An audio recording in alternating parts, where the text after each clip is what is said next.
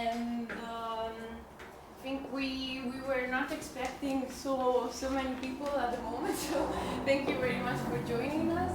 My name is Andrea Galante and I work as a project manager for the project management department of the Chamber, so really thank you to all of you for being here today.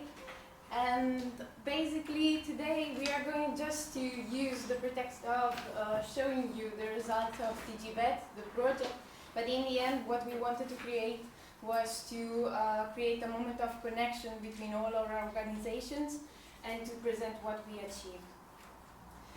So today it's going to be me presenting, then Mari Lorenzo from Landfriend, Keral Sergi from Veopa, Lozano Deborah from Big Farm, Mario Bejar Fuentes from Seja, and Frederick Donk from Digital Goes Green. Unfortunately couldn't make it for a sickness last minute, so I'm just going to show you briefly what they do, but then he is more than welcome to receive all your questions later.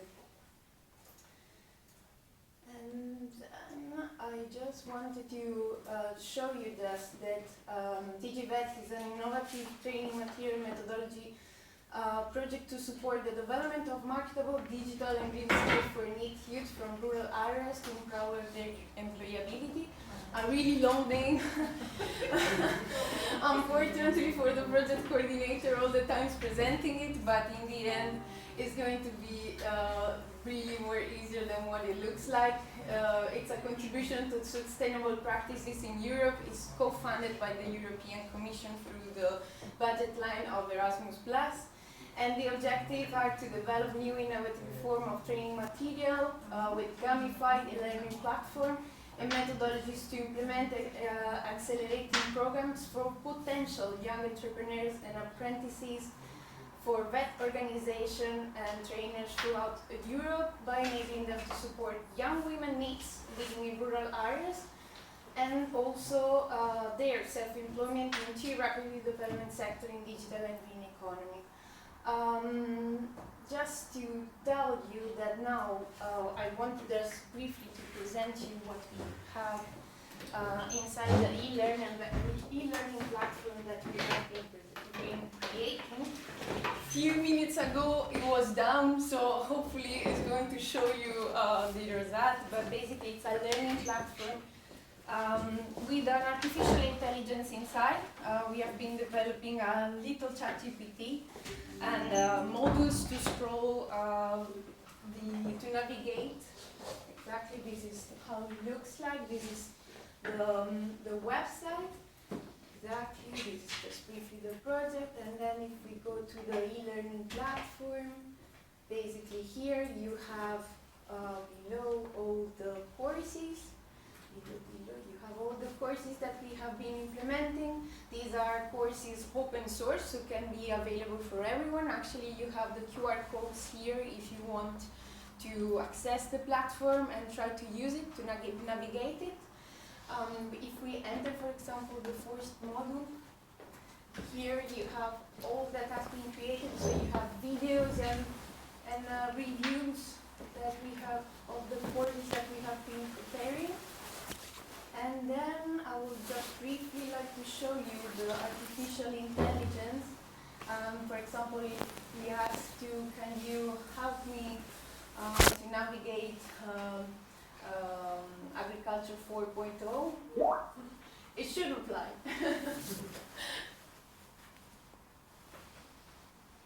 Hopefully not in Greek.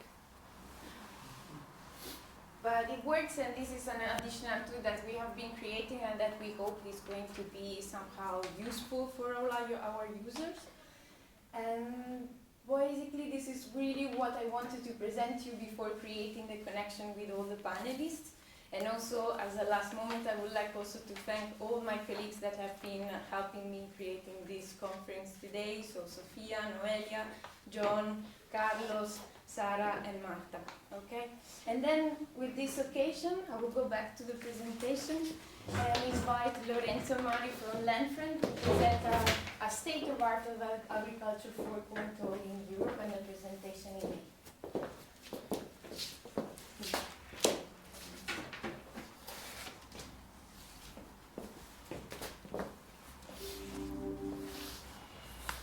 All right. First of all, I will present myself, and I'm Lorenzo Mari, and I started to work here in Brussels 7 years ago, and I chose Brussels because it was really important for to put in practice the new innovation of agriculture for all over farmers around Europe. And I started my career as computer science in Italy, and then I saw that was a huge market, huge opportunity to close the gap with between farming and technologies and the new innovation that we are now facing. So today, what we are going to, thanks to Andrea and Digibet, we are going to have a quick introduction of agriculture 4.0.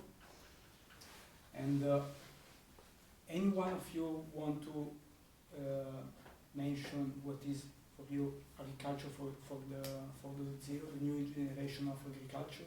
Any one of you has any idea of agriculture 4.0? Well, me, but for the project. Right. I would say is using modeling, for example, to foresee planning in your farming, for example. Yeah. Anyone else? To add something? Well, artificial intelligence has a big role in it, doesn't it? Yeah. Like we saw already, you're using ChatGPT. Yeah, we But you can also use it, for example, to analyze satellite imagery to manage your crops, or there are also some machines that work with artificial intelligence that kill the bad plants in a crop by using laser, thus avoiding the usage of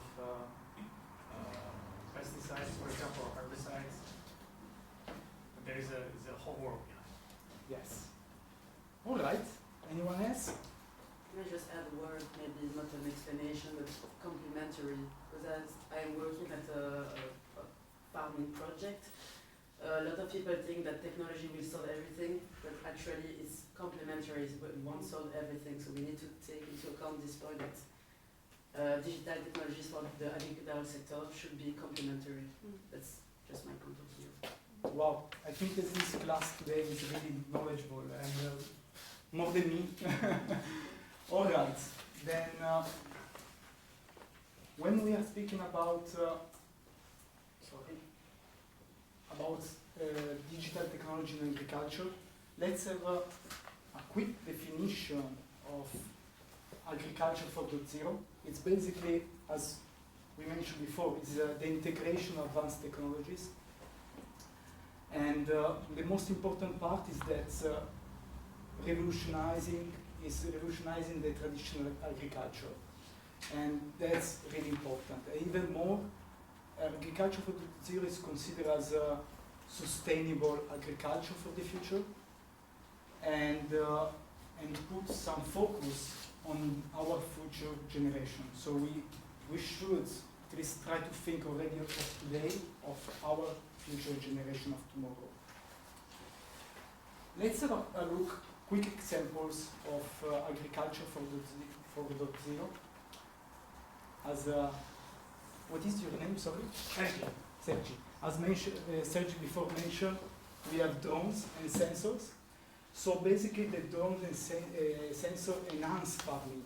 Why this? Because basically monitor our field, and even more we have IoT for artificial intelligence and data analytics, and this permits us to optimize the agriculture for efficiency and even more for sustainability.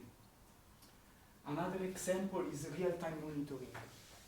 That's very important because today we start to track the data. More or less we are able to understand the data and start to monitor, to get the data, the real important point for our future is to monitor and even more take decision on our data that we are gathering. Another example is precision farming. As mentioned before, that's very important for optimize agriculture products. And the last in this slide, but there are many other examples of agriculture 4.0, is decision support system. The tech tools are really important to take any kind of decisions of agriculture of tomorrow. Let's do one step further and try to see what could be the contribution of our new technology in our agriculture world. We can have some advantages on the water conservation techniques, because using the new technology will reduce the water usage impact, and also will be a huge impact, a huge contribution also on the organic farming. This it's really important, as we mentioned before, regarding using the fertilized products, and precision farming for targeted intervention. It's also important to minimize the waste and increase the efficiency of agriculture sector. All these practices contribute to our sustainable agriculture.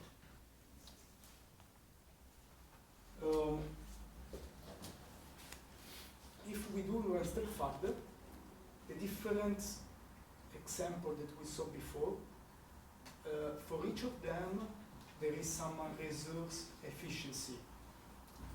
This means that if we use a specific technology that today our tech guys, how we want to call it, implemented, have a specific efficiency and advantage to our agriculture world. IoT and data analytics is really important to monitor the temperature, crop health, and these also in real time.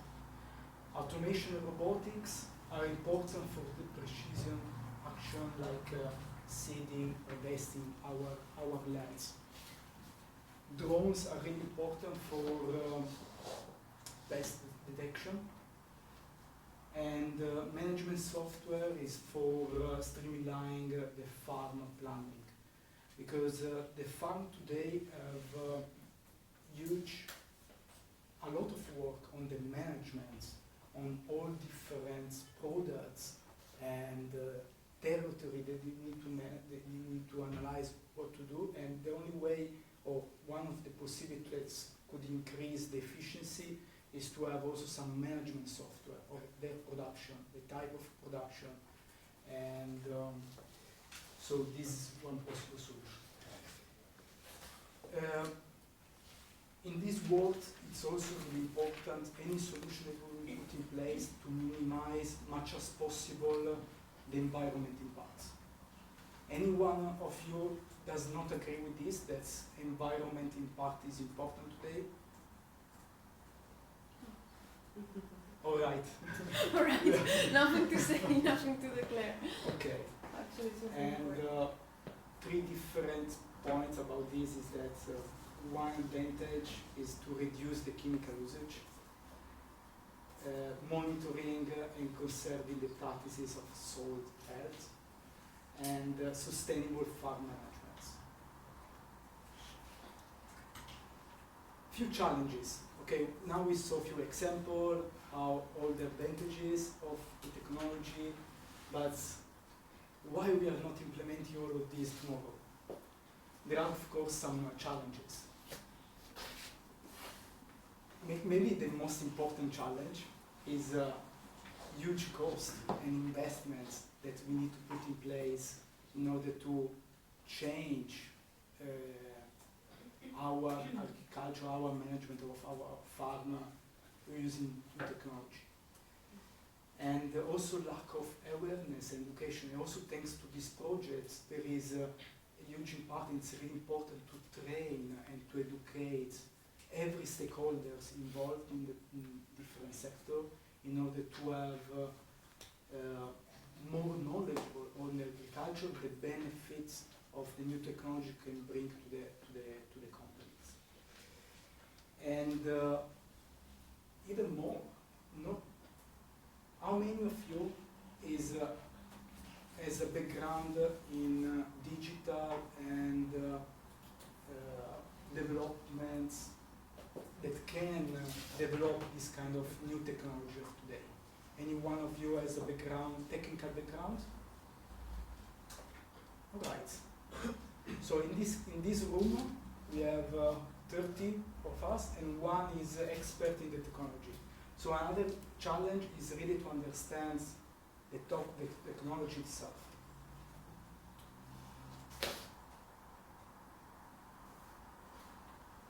Before to finish, I want just to share, and here there are some numbers of today, our AU on the contribution that today in the 2019, this was a date of 4 years ago now,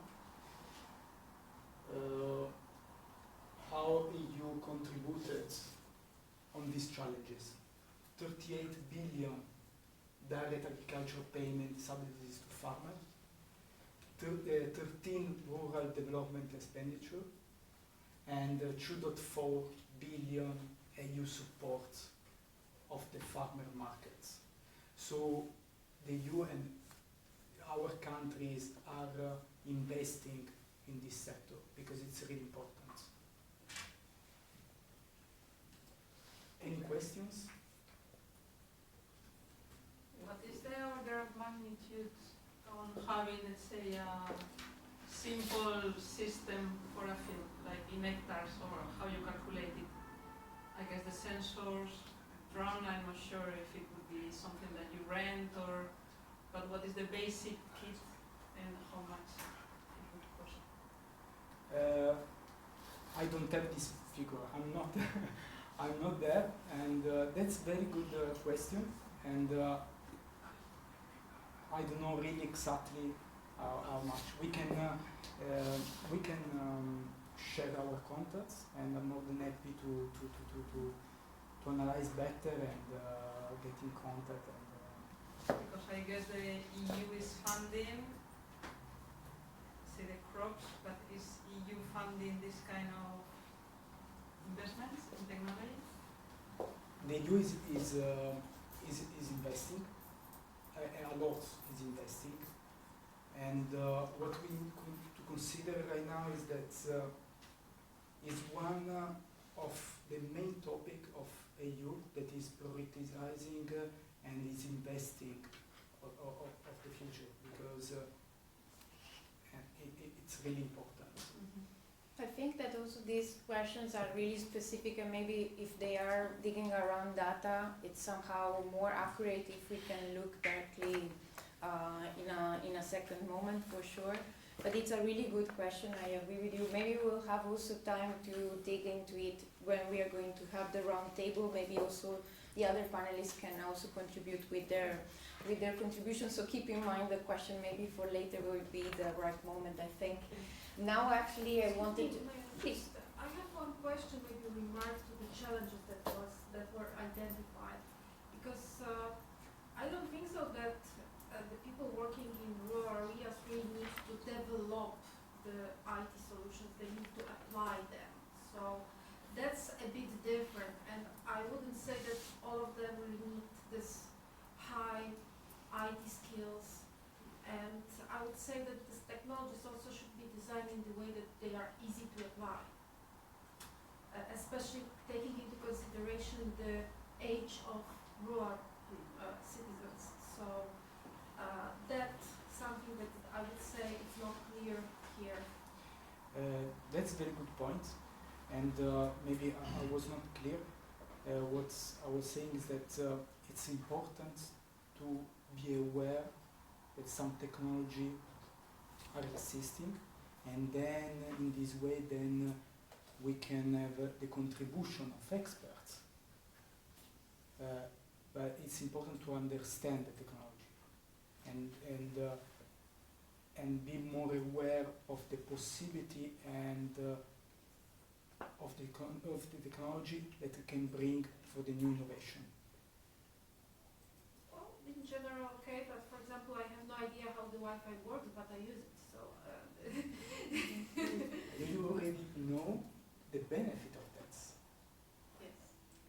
If I ask you what are the benefits of robotics in your company or in your field, if we don't start to think about. No, I'm not against thinking about it. Simply, it should be an easy way approach, I would say. It cannot be like super sophisticated skills needed for that. My name is Alicia and I work for the European Association of Local and Regional Authorities for Lifelong Learning. So I'm going to highlight the lifelong learning approach because maybe it's what you are lacking a bit there, like to include the lifelong learning approach, like the farmers, the people working in the field needs this, you know. We are talking a lot about this upskilling, reskilling, and maybe you could I don't know, maybe you will speak about this during the panel discussion, but maybe something that I'm also missing there, and it's also related what she's saying, because it's not that you have to know it now or you have to be an expert, but we need more retraining the workforce, you know, so Exactly. maybe something. Exactly. Thanks a lot. Maybe I didn't introduce myself. So I represent the European Chemical Regions Network, and we are also involved in the project that is focused on circular skills for, digital skills for the circularity in agriculture. So it's also funded from Erasmus+, so that's why I'm also here, because I wanted to know more about that. Okay. Then in this case, the question for the reskilling, upskilling part, they belong also to my part. If you want, we can definitely talk about this. This is related to the project, what you are actually addressing, and this is part of the objectives of the project actually. But what Lorenzo did is more an introduction to what Agriculture 4.0 is. So it's like combined but separate, I would say. But really good question, really good insight, so thank you very much. Keep them for later because we can definitely talk more about this. At the same time, please, may we have a question? I come from the food industry, so I come from another. Okay. And my question is, because that is not tackled here, what about the price increase? Because we are talking about the technologies, and we have the clear advantages, but what is the impact on the price of the ingredients at the end using these technologies? So have you somehow tackled that or calculate that, or maybe it will be cheaper? I don't know. So that, because at the end, some food industries will have to buy the ingredient, and It's a very good point, because also in this new era we have to tackle different points, and every day is changing all different scenario. What I presented today was an introduction of agriculture 4.0, so the new revolution, and your point is totally right, and I think that there will be a chance also we can share contact, we can continue the discussion, and it's really important. For the moment, I don't have a specific point, but I'm more than happy to share the contact and chat with the Yeah, I think in this sense maybe we can continue with the agenda of today. So again, Lorenzo now is going to start with the panelist presentation. Is going to be him, the first one. So he's going to present his home company, Landfriend, and actually all the panelists now are going to be presenting their case studies and how they enhance what we have been saying before, and the digital green transition that we are somehow promoting with this event today. So please, Lorenzo, again, present your company. So maybe we can create even more connection to all the good insights that you have actually been raising now. So keep them in mind for later. Again, please.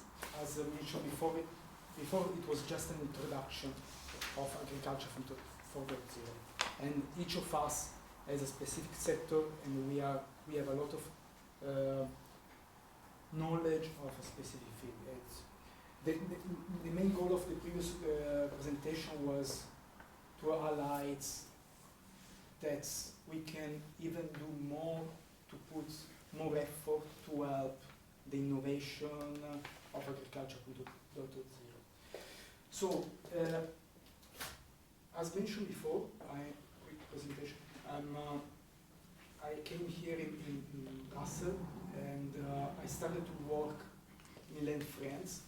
Basically, it's a project that connects farmers with the end users, with the consumers, and the main goal is to have an opportunity to go to the farmer and meet them and see and have an interactive map, so also using the new technology, using farm management in order to integrate and connect farmers with consumers. Quick look on the agenda. Today we will cover really basic 3 points. I will not go to show all the data, and the main message is that to give you a quick insight, and I'm more than happy to also to have a chat later. We will have a lot of time later to talk any specific subject. We will start speaking about how eating healthy and locally for the population today is important, and then also how the opportunity of farmers it's also really important, because as we mentioned before, there are a lot of funds and there are a lot of opportunities of farming still in Europe.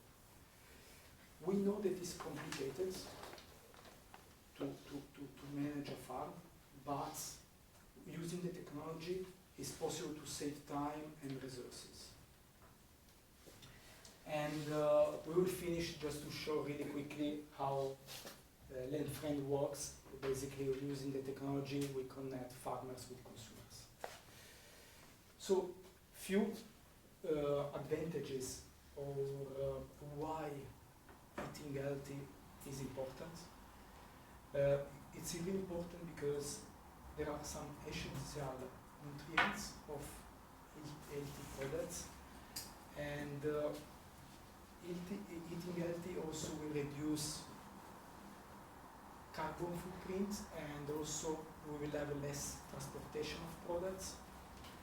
And even more important is about to support the local businesses and local farmers.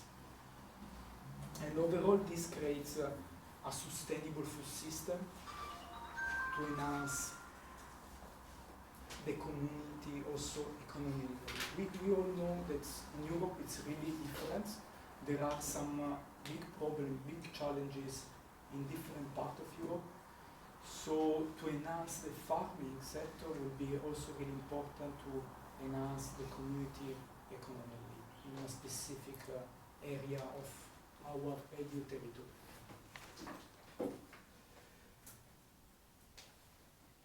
Farming is an opportunity because there are many support programs. The market is huge. There are a lot of requests of our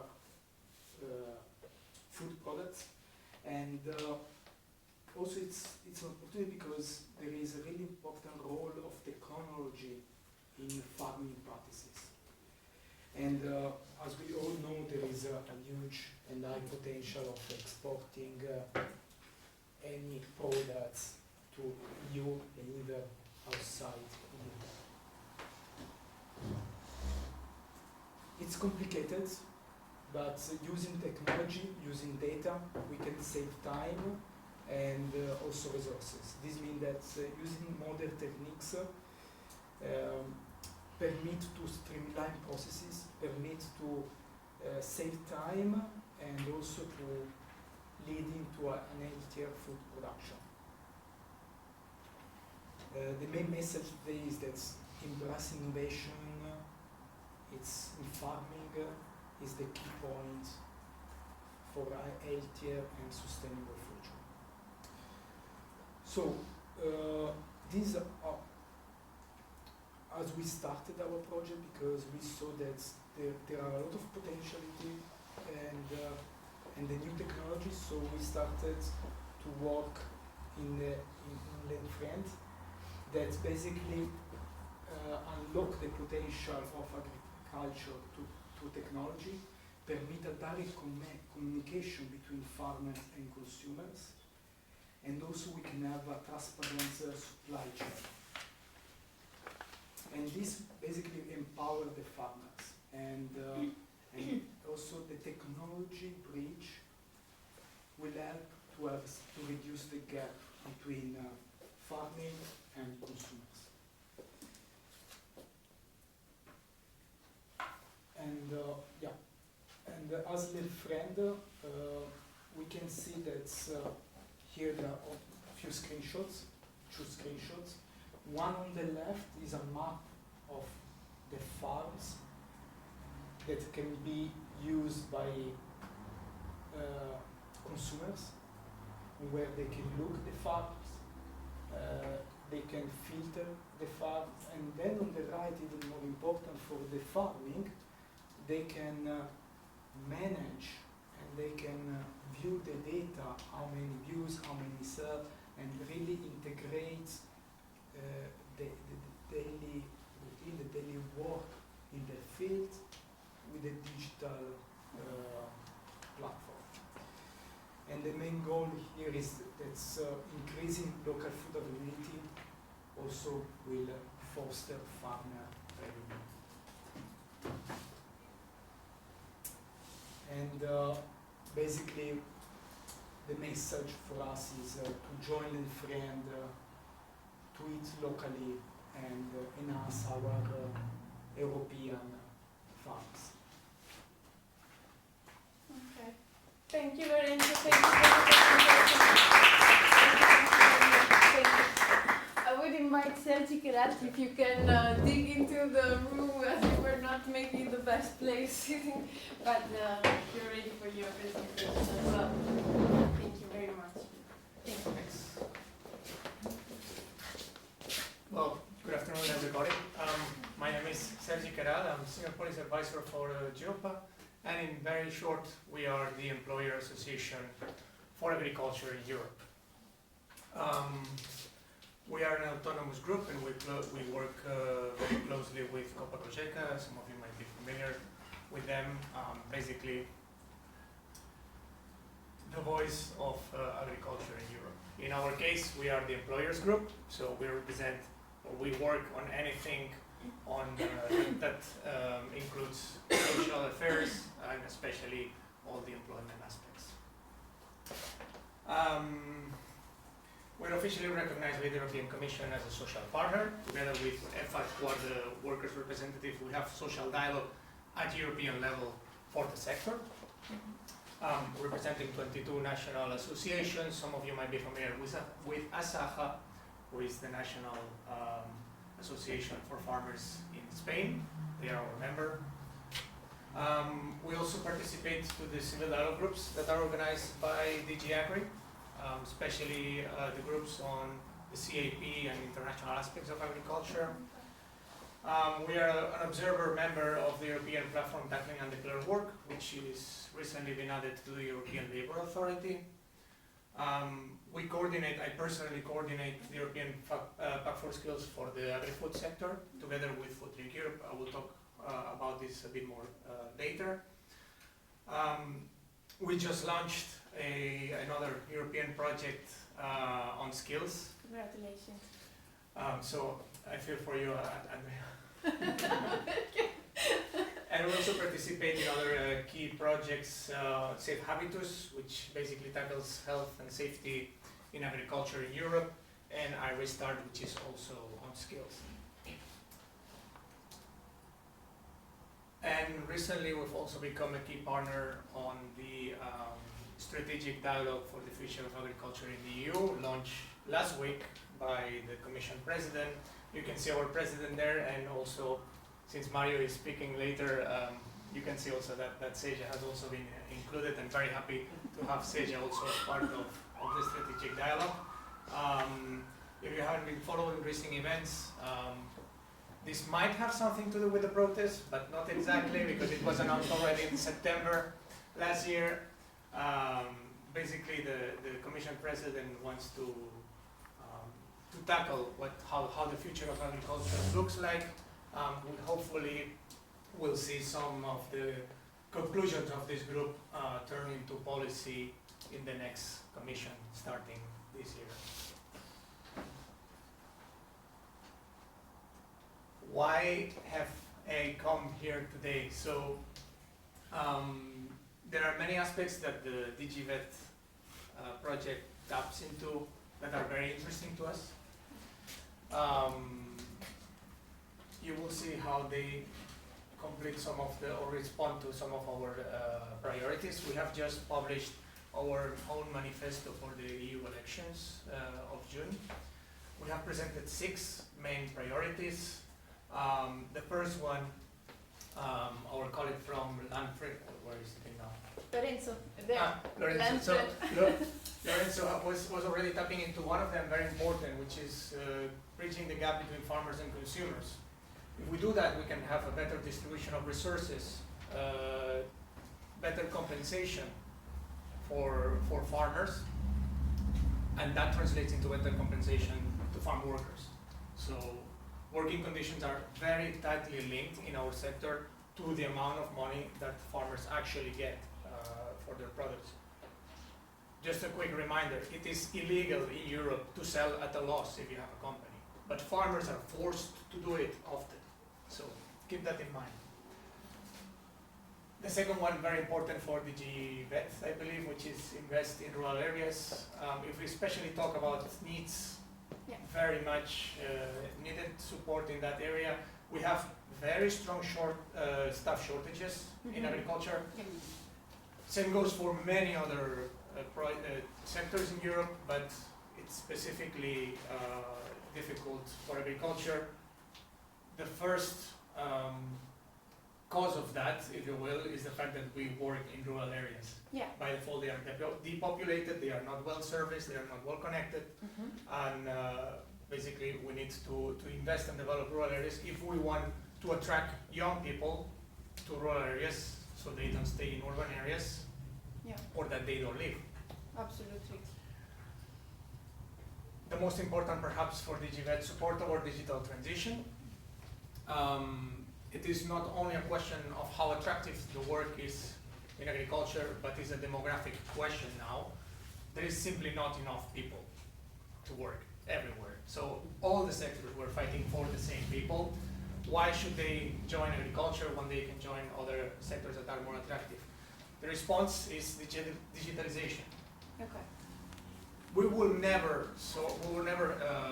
solve the problem of staff shortages if we don't change the way that we work. So let's invest in making work more attractive. How can we do that? Instead of offering a job picking apples, we can offer a job analyzing data. For example, we were talking about data analysis before. We can offer jobs in programming or engineering. So this is the only solution and the only future available for agriculture in terms of employment. I think it was you raised a very interesting question here on the fact that how that translates into the final product. We see it as a very good way to invest in European agriculture because you will be using less pesticides, you will be using less herbicides, you will need to employ less people even if they are more qualified, and you will also improve the efficiency in which you work, so all that directly translates to lower prices. Make agriculture part of public education, again tapping into the question of needs. Part of the problem why people don't join the sector is because they are not aware of the possibilities that it offers.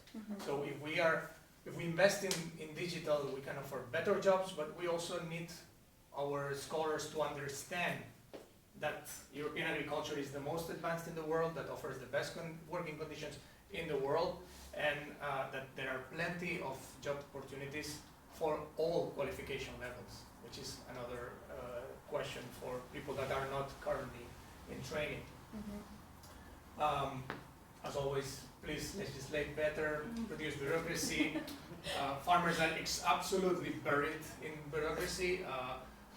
All my members, one of their main functions is to offer support to farmers, all types of support. Ideally, they would be consulting them on how to invest your land, what to grow, what is best, what is your land better for, how can you invest in training for your employees, and so on. They spend 90% of the time just filling in paperwork for the farmers, because farmers basically do not have time to do that. So we need to streamline and reduce bureaucracy. And last but definitely not least, put farmers at the center, which means legislate with farmers and with representatives. There are some representatives here today of the farmers, so we have to legislate together, otherwise what we see on the street is the consequence of it. And some people have approached me these days, like, oh, you're blocking the streets. You. I have an easy answer to that. Next time we will not block the street, but we will go on strike and we will not produce food for 1 year. See how that goes.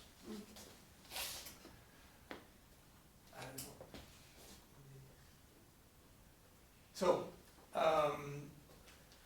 what was most interesting for me today from the DG Vet is basically my role as coordinator of the Agri-Food Pact for Skills. For those who don't know it, I will briefly introduce it, but basically I have had this project and others in my radar for some time now, so whenever I have the opportunity to engage with them, I take it. And the main reason is that you are welcome to join the Pact for Skills. So now I'll try to sell it to you. No, we are definitely. For our sector, the Pact for Skills is an initiative by the Commission launched around 2021. There are a majority of European sectors that have decided to launch it for their own sector. We are one of them. We did this together with the food processing sector, food represented by Food Trick Europe. We coordinate the Pact for Skills together.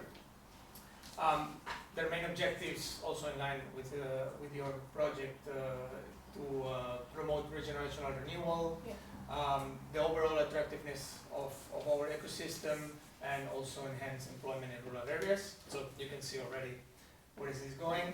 And very important, reskilling workforce, especially for SMEs, to include this technological transition we're discussing here today, and also to preserve traditional sustainable practices, because I think it was you who mentioned before, not everything has to depend on technology. Absolutely agree with that. Farmers have been doing that for 10,000 years already, so they know something about it. In short, in case this is not interesting to you, but basically within our Pact for Skills, we work mainly with DG Grow, DG Employment, and DG Agri. DG Employment is the main one here because we're talking about employment and skills. And as you can see, there are other packs for other sectors already: construction, aerospace, automotives, and many others. There are some others in the launch currently. This is a quick overview on the current members of the pack. So you have Copa Cogeca, myself. I work closely with Copa Cogeca. I coordinate the pack on their behalf, even though I work for Joba, which is also there, together with Food Trick Europe. We have EFAT, the workers' representatives. We have a number of our members. We have a number of the members of Food Trick Europe. We have also training providers, universities. We have SEJA there as well. And importantly for you, we have projects as part of our Pact for Skills. You can see there at the very end you have fields, the iRestart. The Social Life for Skills is the one that Jopa has just launched. We also participate in the iRestart. And those numbers you see is basically the number of members that we bring in on behalf of them. Congratulations. Also also major companies from the food and beverage sector. And this is an easy way to see who can join. So basically, individual companies, doing a Santander. We have social partners, we have European projects, Yeah. chambers of commerce can also join. Yes, not mentioning one. Also, Yeah. yeah, exactly, other business associations and so on. We are working, actually it's already online, there is a dedicated website. If you can visit, if you want to visit it, here's the address. You will find more information there, also how to become a member, otherwise you can contact me directly.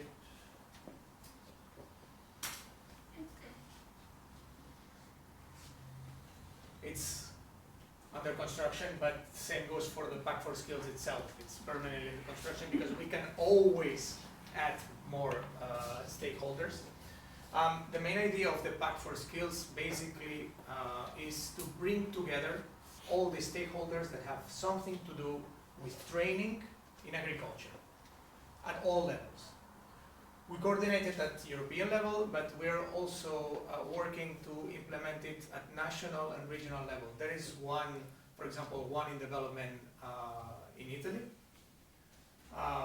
There is another one in Ireland, Lithuania, Portugal, and the Netherlands has the most advanced one, basically because they had it invented before the Commission decided to do it. It's called the Good Impact for those who speak Dutch. So we are working permanently to integrate everything into this, and basically, in short, is a platform of exchange, platform of networking, and I will show you now. I will show you later the advantages that the Commission offers. This is quickly our internal structure. You see on top the coordinators, but you also see how we have flagship projects as part of our structure, just to show that projects are also welcome as such, and the integration of national and regional Pact for Skills. But, sorry, the national and regional is under development right now, right? Yes, It's not because yet, I'm one person. So I don't have the capacity to go to all regions in Europe to develop, but we are tapping into that. Actually, the project that Jopa has just launched, it's one of our objectives to try to support the creation of local and regional and national pacts, and they are under development. The Pact for Skills is completely voluntary, so there are regions and actors in the sector that will find it more interesting, some others they won't, so it's not going to happen everywhere, but the more, of course, the better. And this is in short what the Commission officially offers to all PAC members, which is these 3 hubs for networking, knowledge exchange and guidance. There is no direct funding for being part of the Pact for Skills, but you have access to guidance on how to obtain funding from funding lines that already exist, that are provided by the European Commission. And as I was saying before, all this and many others can join actually. Basically anyone working on skills for our sector in this case is very welcome to join us and start sharing and learning. I think, oh, sorry. Yeah. So this is in short our priorities. You see that your project goes very much in line with them, so we're very happy to have initiatives like this because they basically respond to the main challenges of the sector. Even if we speak about upskilling and reskilling, I'm always complaining that no matter how much we want to reskill or upskill workers, it doesn't matter if we don't have the workers to begin with. So that's what we are at in agriculture, and anything that brings people into the sector is very welcome. And last comment I had, someone I think made a comment on rural areas, but it's not the same. I always want to distinguish between rural areas and agriculture because not everyone in rural areas works in agriculture. and sometimes we have to make an effort to bring them into the sector or to bring citizens from urban areas into the rural areas. So thank you for your project, and I hope we can stay in touch. Thank you very much for saying that. I'm inviting now to join us, please. It's going to be a bit crowded.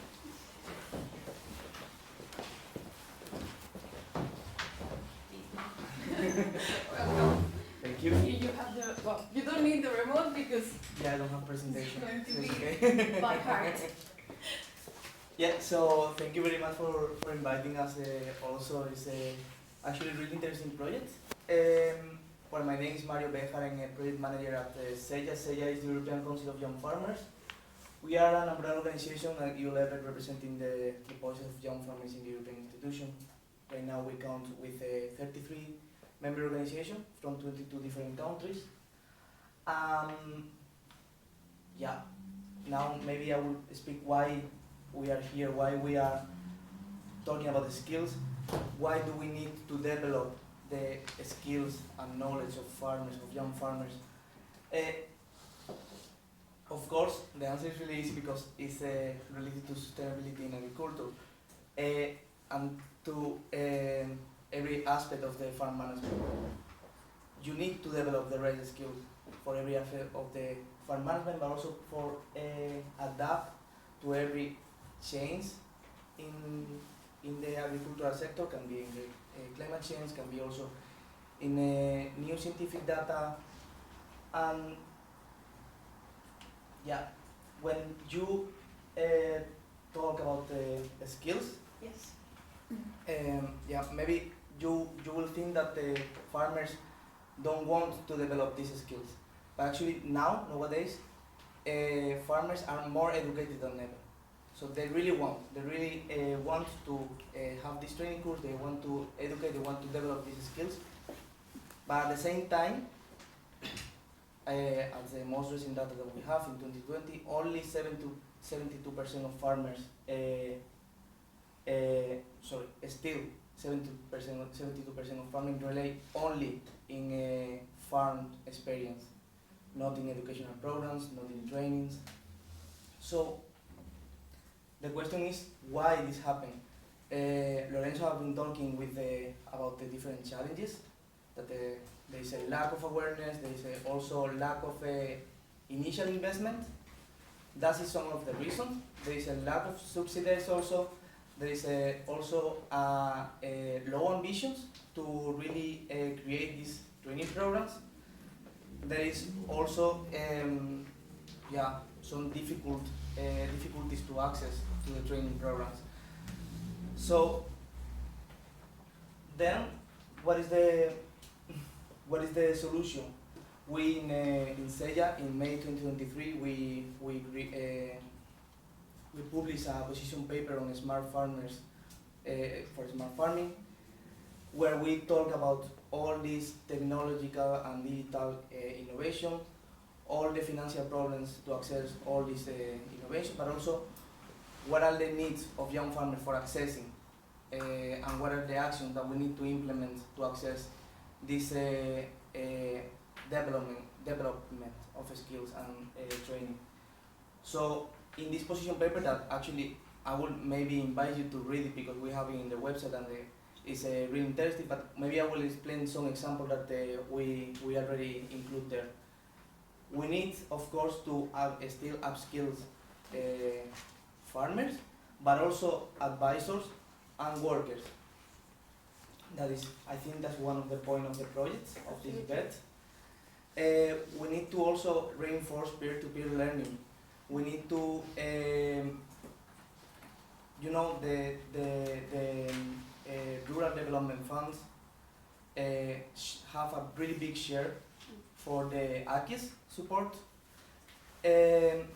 But farmers, young farmers, completely have different, really difficulties to access this AKIS system. So they really need to have a system of compensation where they have losing time or spending time going to this program, they are spending also money, they need to be compensated for that. Also, you were talking about the lifelong learning. Yeah, where it's a bit of the same. They are spending resources, they are spending time, they are spending money, and they need to be compensated to go there. Because, yeah, at the end of the day, farmers are really busy, and yeah, they need to be competitive for this. More into technologies and more into digital innovations and smart farming in general.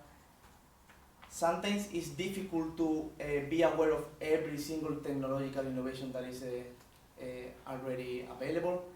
One way that we thought that would be interesting is having demonstration in farm, but demonstration to see really how these technologies work, and be also a bit separated from marketing actions, and be more really into how these innovations works.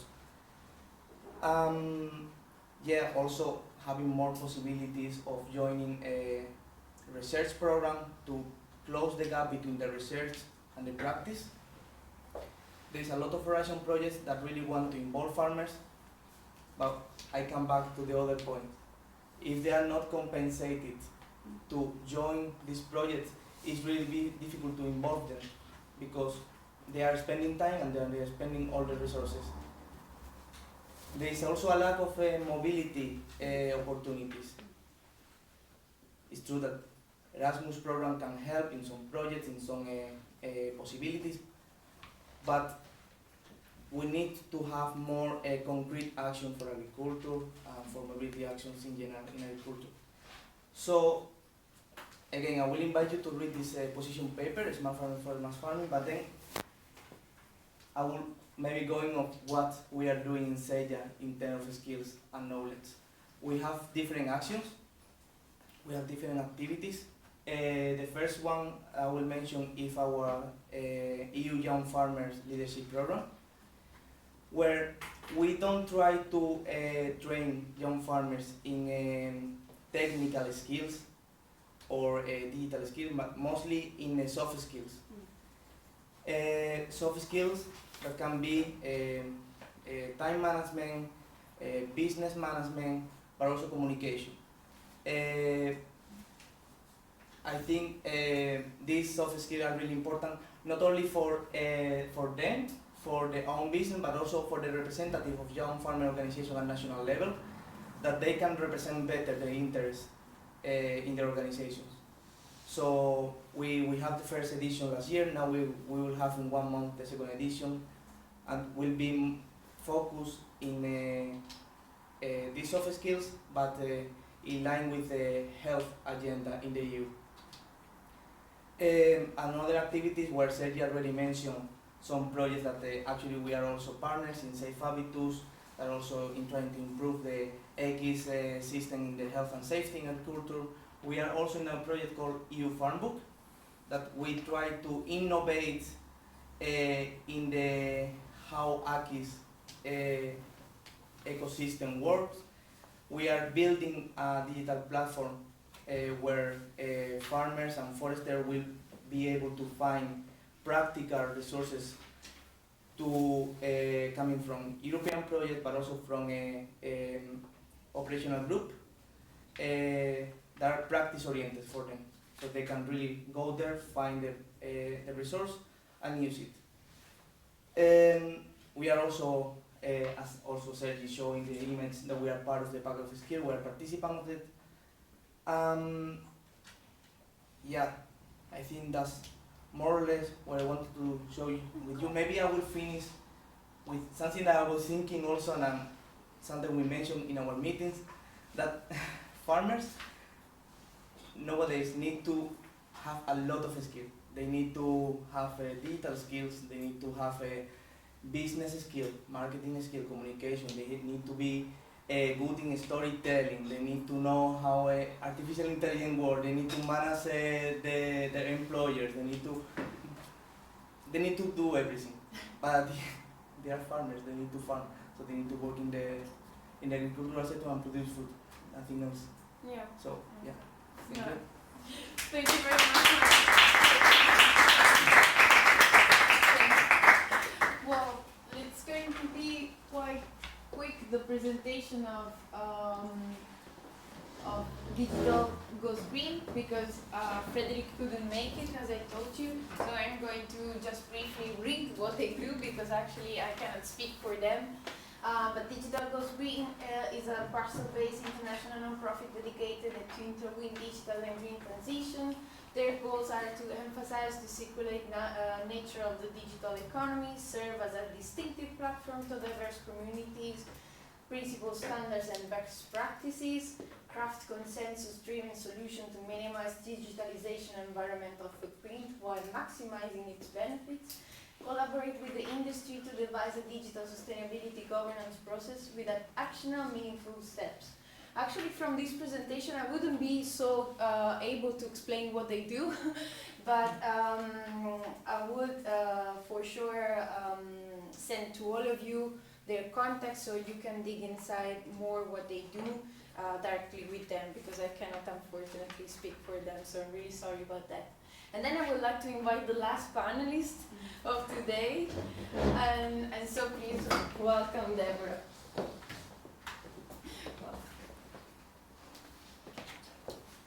Hello everyone. So it will be a more informal presentation. As a farming business, actually big, we are facing on daily basis all the issues that we were mentioning before, technical issues, financial issues, labor forces, lack of labor forces, and so on. So here we just present the project, the big project, and then after I will speak about the challenges, because I forgot to include a slide about the challenges. We can talk about that. Okay. We don't need a slide for that, no worries. Before starting presenting BIG, so I am Deborah Lozano and I'm managing the public relations of the project BIG. So BIG means Building Integrated Greenhouses, which is the name of the brand of the name of the company. But we have a second name, which is the name of the farm. We have a pilot farm in Brussels. It calls the Brussels Aquaponics Farm. Just after that. So, BIG. The project has been launched in 2016 and it was created by Steven Bakers. Steven Bakers is a Belgian architect who is specialized in circular economy. So at the beginning of the project, he wanted to find a place in Brussels to develop this kind of farm. At the beginning, it was not an aquaponic farm. Then he made an agreement with Abattoir. I don't know if there are people who are living in, all of you are living in Brussels. Do you know the Abattoir? Yes. Very perfect. So the Abattoir, there is a building called the Footmet, and we are located on the rooftop of this building. And at the beginning it was quite challenging because developing an aquaponic farm on a rooftop is really complex, especially for the fish farm. It was really challenging. So he developed this project with other investors, so mainly private investors. And we finalized the construction of the farm in 2017. It took us in average 9 months. Most of the material that you see on the picture are material that the founders and the other people working in the project were collecting from other companies. For instance, maybe you don't see it very well, but the black boxes that you see over there are our own offices, and actually we bought it to another company that was getting rid of the containers. Okay. Most of the material also that you see, the greenhouses, some material in the external garden, we try as much as possible to implement the cradle-to-cradle approach, which means that it's reuse as much as possible the material the resources that you have, and avoid also buying new material. And since 2018, we started to produce different kind of products. So as you have here, we are an aquaponics farm, and we produce salmon trout, different kind of vegetables. So we have also aromatic herbs, and every year it's changing. We change the production in the vegetable greenhouse. Last year we were producing eggplants, chili peppers, cherry tomatoes, cucumber, by using the aquaponic system and also vertical farming techniques. But this year we will change, so we will remove one part of the production and we will extend the aromatic herbs production. And since June 2023 we are producing microgreens. So we bought the activity of another company called Believe, maybe you know them. And we hire also the people who are working in this company to join Big. And Big also, actually, we are not the biggest, and it's really important to know, we are not the biggest aquaponic farm in Europe. There are bigger aquaponic farms, especially in France and in the Netherlands. But we have the status of being the biggest aquaponics farm on a rooftop across the European Union. Wow. We say wow, but it was really challenging to build this kind of infrastructure, especially the fish farm. In total, for the moment, we are 9 employees on long-term contract, and we are working a lot with interns and CIPs. CIP is called Convention d'Immersion Professionnelle, so it's paid internship for people who have just finished their studies or want to change, take another professional career. Sure. Regarding the investment, really important because we are mentioning about the cost of helping agriculture and urban farming. Actually, is really complex because we do not benefit from the common agricultural policy. So mainly the investments, the funds that we got were coming from private investments. We also, and I forgot to mention, we received some public funds from the Brussels region. It was really a little, and especially for this kind of project, we are using a lot of technologies that have a very high cost actually. We use also a lot of electricity, which means also that it's quite expensive.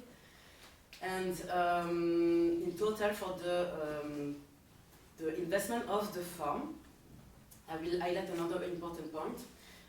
We have to invest more than 2 million euros just to build the farm and to adapt the farm also, but abattoir. So abattoir, we are renting the space, we are not the owner of the rooftop. Abattoir, they had to invest more than 7 million on site to make the abattoir site more sustainable, and they had to invest some millions of those 7 millions to reinforce the rooftop. Okay.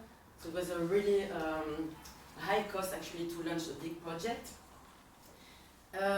Something important I forgot to mention also, we are taking part to two EU projects, and we are involved in, I don't know exactly the name of the working groups, but we are involved in more in research and analysis of samples and so on. Okay. And the name of the projects are called Safer Food and Photon Food. For Okay. those maybe who are in the sector, you know the name of the project. Okay, coming about the infrastructure, so in total the farm covers more than 4,000 square meters in the production. So we have 2,000 square meters of external garden and 2,000 square meters of greenhouses, and including the fish farm. The purpose of the project also, it was not only to just build a farm and show that we can develop an aquaponic farm in the city. Well, main purpose is really to produce in the city for the city. In the future, we would like to develop this kind of urban aquaponic farm in other EU cities. We have a second project in Lille that just started beginning of this year, so we wait for the end of the construction. Okay.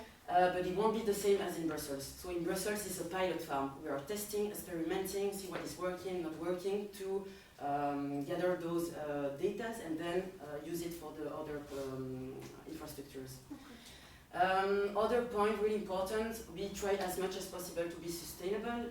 When I say sustainable, it's not only on the way of producing food. I will explain you later what is an aquaponic system. It's not only focusing on the way of producing food, but we try as much as possible to create partnerships also with organizations that are also following the same sustainable guidelines as us. We sell the products only in Brussels, so the farm in Brussels only provide food to the clients in Brussels. So when I say client, it's local restaurants, local supermarkets. and also 20 kilometers around Brussels, no more. So the farm in Brussels is only focusing in Brussels, Lille will be Lille, and for the other projects it will be only in the cities where we are developing the farms. We use green energy, so the fatal energy we are recollecting, so there is a specificity of the building, is that we are recollecting the calorie losses from the fridges, from the butcheries and the fisheries. For those who knows the food mill building in the abattoir, when you enter in the market you have butcheries, fisheries, and they are using fridges. And us, we are benefiting from those calorie losses to heating up the greenhouses or cooler the water from the fish farm. It's a clever way of sharing energy and avoiding also losing energy.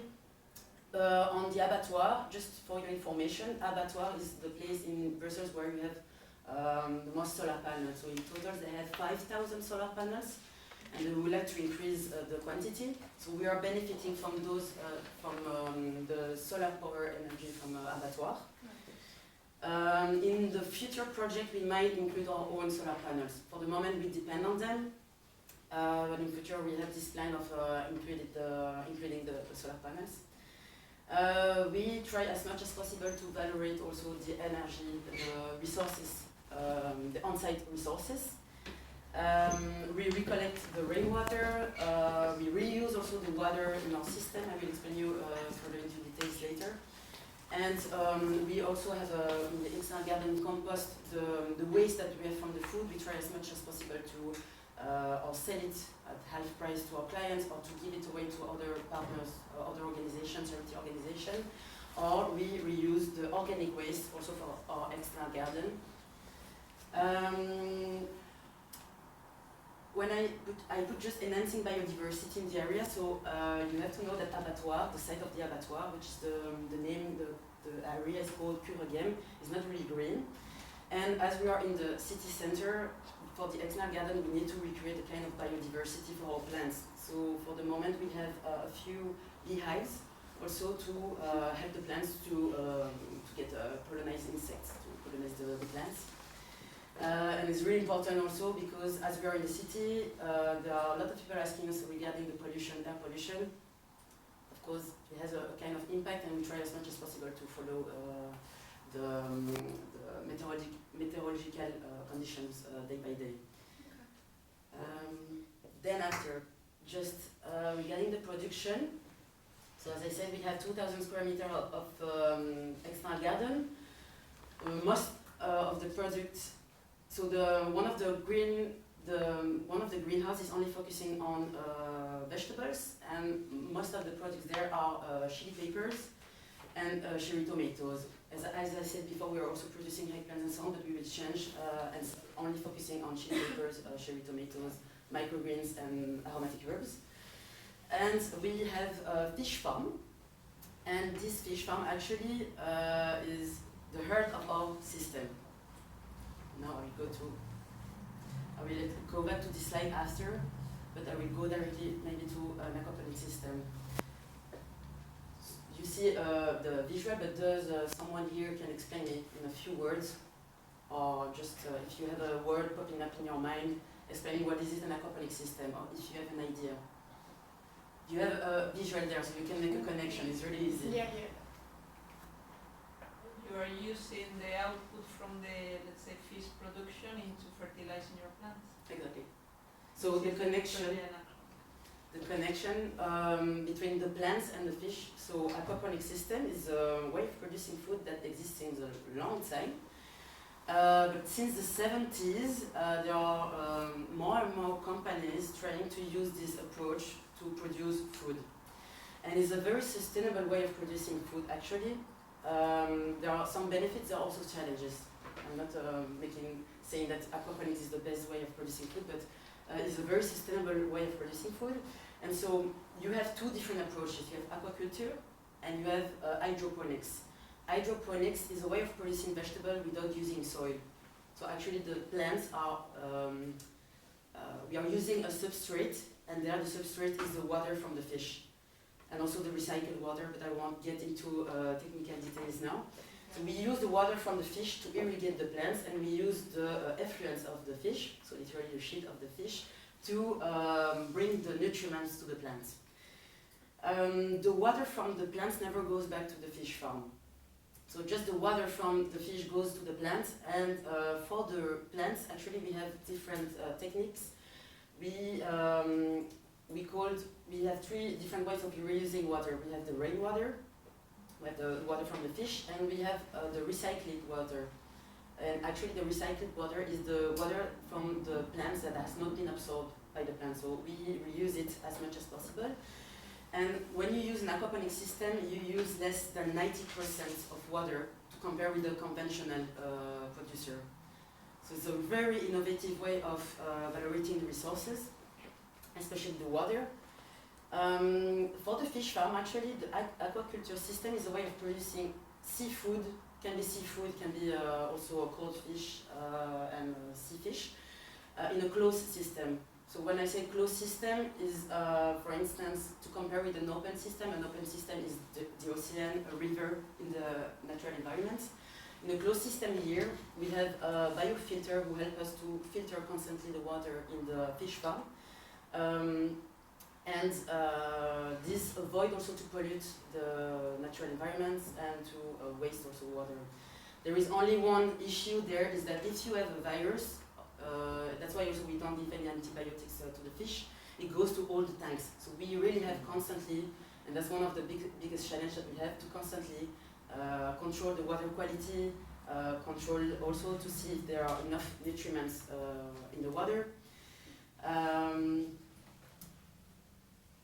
I don't know if you have any question, you can stop me. Well, we are going to now ask again Okay. to all the panelists to come back to sit Okay, here, just in and case then of- we are going to open the question Okay, to all perfect. of you. Okay.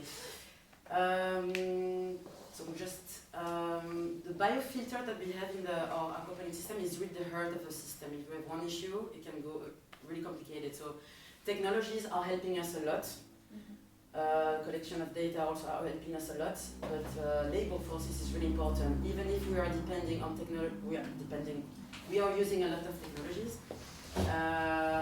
We need the labor forces, and we need people who are really experiment in this sector actually. And it's really important to have the skills to also develop this kind of project and to work in the production. So technology is really important, the labor forces and brain also really important. Sorry, this is my phone. So I will just pass by the project because I already said it just before. So per year, I have the data from 2022. We do not have yet the data from 2023. So in 1 year, last year, in 2022, we produced more than 180,000 pots of herbs. We have the capacity of producing more than 20 tons a year of salmon trout, but we never reached yet the capacity due to the fact that we changed the production. So at the beginning, we were producing bass fish, which was quite a nonsense actually, because the baby bass fish were coming from Israel, which was not really replying to our to our main values and missions. So we changed to a more local fish, salmon trout, which is easier to also. You have salmon trout production in Wallonia, in France also as well. So we changed it also due to the fact that Belgium and Brussels consumers know better this kind of products. So you can see that also we produce 6,000 kilos of tomatoes and 280 kilos of fruits and vegetables, except the tomatoes. To come back to the production, we do not produce the entire year. So we produce the entire year salmon trout and aromatic herbs, but for the other kind of products, vegetables, there is a season. Because actually producing tomatoes, eggplants during winter, there is a nonsense because you will have to use more UV lights, more energy, and the plants start to be, at the end of November, you can see that they are producing less because we lack of light. So we have decided to not produce everything the entire year. The second main activity of the farm to reach the economical stability, because actually we are not yet reaching we are growing, we are making more benefits from the sales of the product and so on, but we still have to I don't have the word in English. Make it Yeah, profitable. Exactly. make it Thank you. profitable, yes. It's not yet profitable. There were a lot of investment. We did a lot of work also in the greenhouses. By testing, experimenting, there were also lots of benefits. So we have developed another activity, which is organization of events and visit at the farm. Not only to make profit of it, but also to show to people what is it aquaponics and also to give more visibility to the project. What was also the main challenge that we encountered at the beginning of the project when we started selling the product is that people in Brussels didn't know what was aquaponics. So people, when they were asking us, they were saying, aquaponics, is it a horse doing aqua gym? And we were just like, no. And we had to make a lot of communication, we had to make a lot of work also to explain what was aquaponics, to convince also the consumer, convince the clients. So it was quite challenging at the beginning, and now people start to get more interest, not only on aquaponics, but on agriculture, in the agriculture area.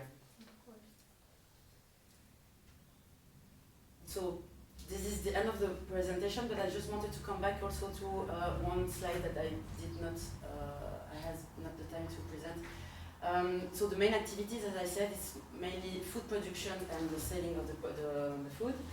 We have also, what helped us a lot also to reach the visibility is to create social activities, not only for private organization, for not only private activities for enterprises and so on, and it's also to create synergies with other actors on the abattoir. So most of the actors on the abattoir are our partners. They can be food producer, they can also be developing technologies, for instance, the Artillery. Previously the name was Urban Invest. We bought them the technologies to produce in a vertical way. So this is the kind of partnership that we are trying to evolve and to maintain. Of course, events and marketing, and there is one little mistake, I wanted to put something else, it was training. So we are also trying to organize training to people who want to get more skills, to get to know what is it in aquaponics, what is it aquaponics actually. Okay. Thank you very much, Deborah. Please stay here because I wanted to invite all the panelists back again to sit here with me just for the last moment of Q&A. And then we're going to have like a... I have a question for Deborah. Congratulations for your project. Please sit here, guys, please. According to your business plan, how many years you plan to break even or make it profitable? Actually, we plan it in 2024, Okay. but due to the raise of the energy costs and so on, it's not this year. So let's see, but I think it's really optimistic what they said last year about, I'm talking about my team, the management, they were expecting to reach this economic stability in 2024, but I think it's too optimistic. You built it in 2016? It was launched in 2016, officialized the project, but the project was in the mind of the founder since a long time, because he has to design the plans. So this farm has been built in a way that if we have to move from the abattoir, everything can be dismantled and moved to another place. For the moment it's not the plan because it's working well, and I hope that we are still in a good contact. But profitability, I think we can still wait 2 years, 3 years. And we need more people also to work in the project because it's really complicated to maintain it with interns all the time. Even if the team has increased in 2024, I think to make evolve the project, we need more people. We work also with consultants and external consultants who are working with Veolia. Really important, Veolia is one of our main investors, main stakeholder. We have other investors on the project, and they joined in 2019. So most of the consultants come from Veolia, and it's more in terms of not business development, farm development and so on. They are more on the technical side. But let's see. But it's going well for the moment, but I think it's too optimistic what they said. So I would say like even in 2026. And sorry, just to ask you, to whom are you actually selling the products? Local restaurants and local supermarkets. If you see in the restaurant Brussels salmon trout, it's big. Actually, we are the only salmon trout producer in Brussels. We do not, really important, we don't reproduce the salmon trout. We do not have the expertise for that and not enough space. So that's why the project in Lille, they are extending the production to the reproduction of salmon trout. Also, yeah, because this project is absolutely stunning. So, do you have any demand for the replication of this solution? So, for example, do you receive inquiries from outside, from other countries that, for example, they might be interested in replication to what you did? Or it's like some confidential technology also behind that, and this is something you keep for yourself? Obviously, there is one part that I think is still confidential, but we had a lot of interest, policy interest also.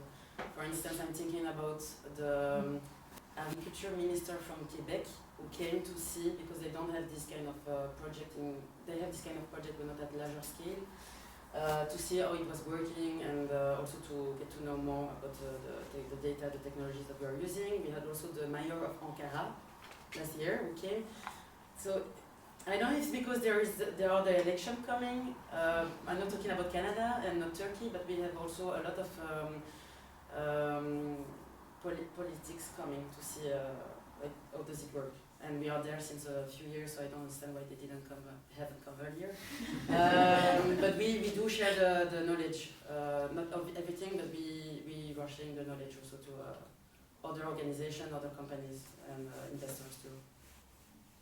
Well, thank you for that. I don't know if there are other questions from the crowd. Please. Maybe one more related to what. Please, So absolutely. yeah, I was thinking like how we can bridge actually the gap between what is teaching the vocational education and training in schools and what actually is needed for the agri sector. I know that this is something that in the Pact for Skills and Agri-Food you are tackling that, but I'm wondering like what is your opinion or what have you? Yeah, thank you. I think that Sergi actually is the person Yeah, to actually, reply to this. it's one of our demands, is to bring agriculture into public education.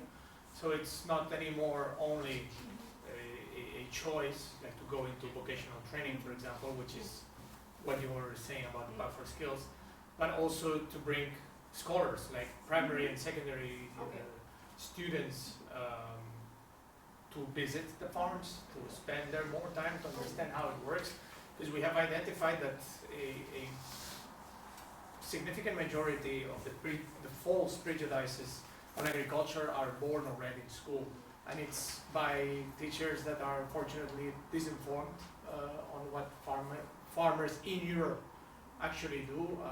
The vision of farming in Europe is sadly very outdated. So what the general public thinks about farming has absolutely nothing to do with the actual farming. You have an excellent example with the big initiative, which is, as you can see, it's highly developed.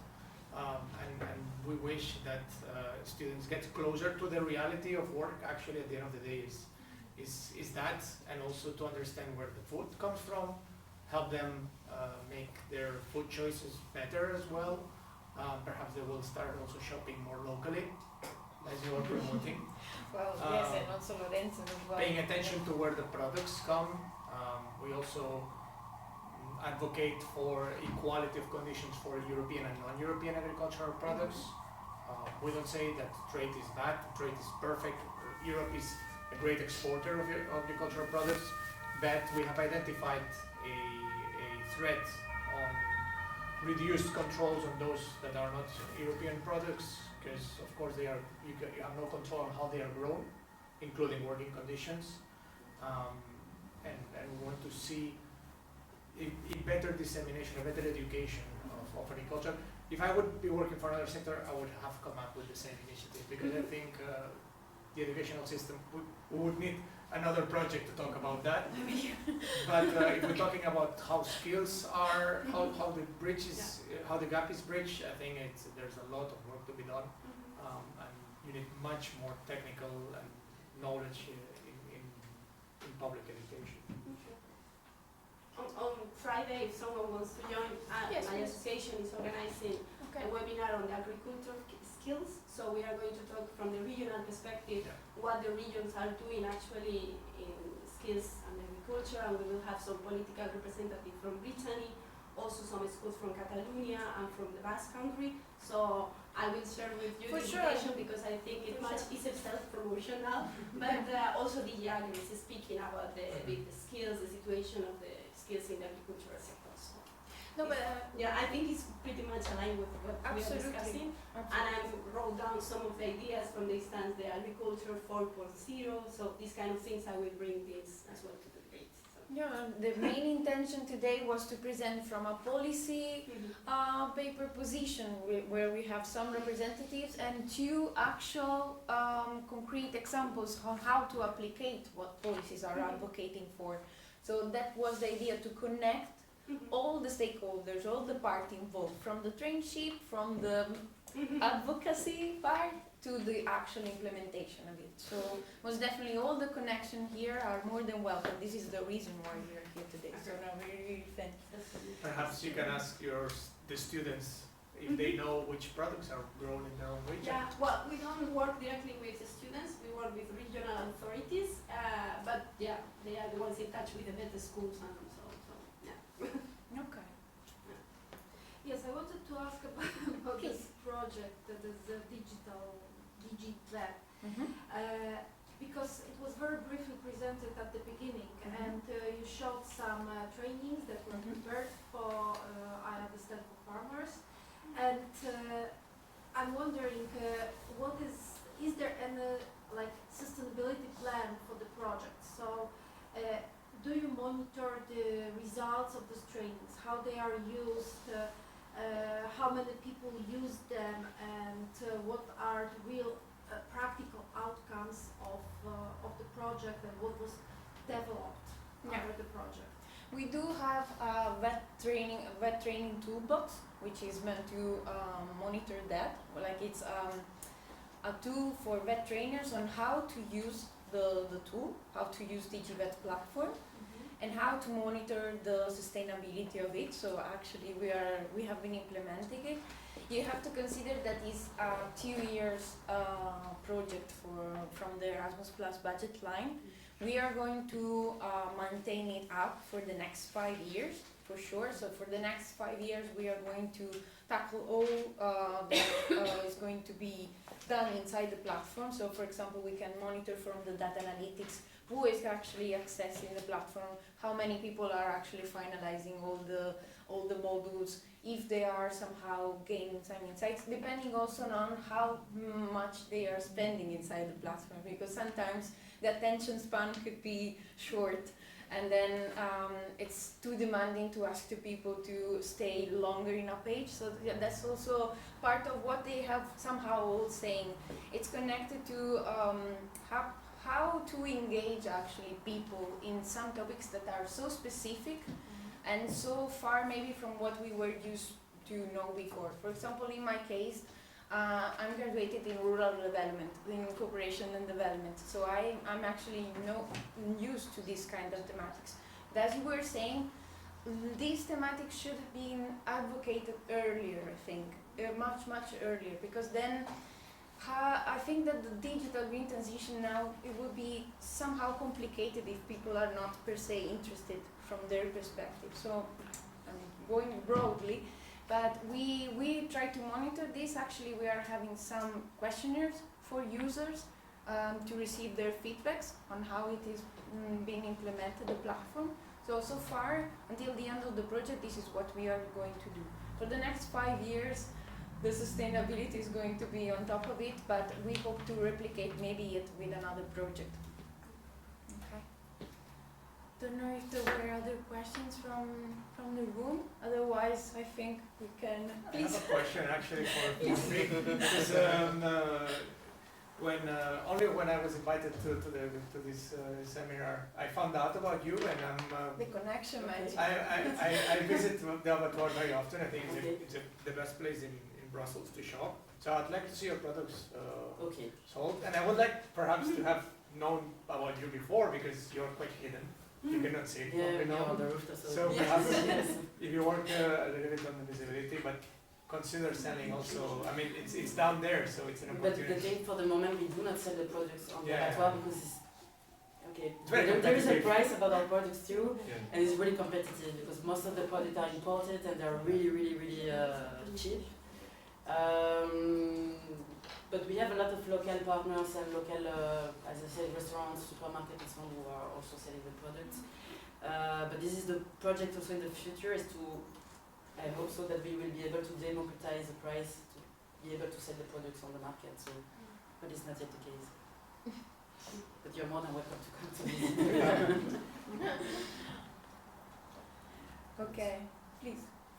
No, someone was saying, like, I don't know if the crowd has other questions. I think it's okay. Well, I would like to thank all of you for today.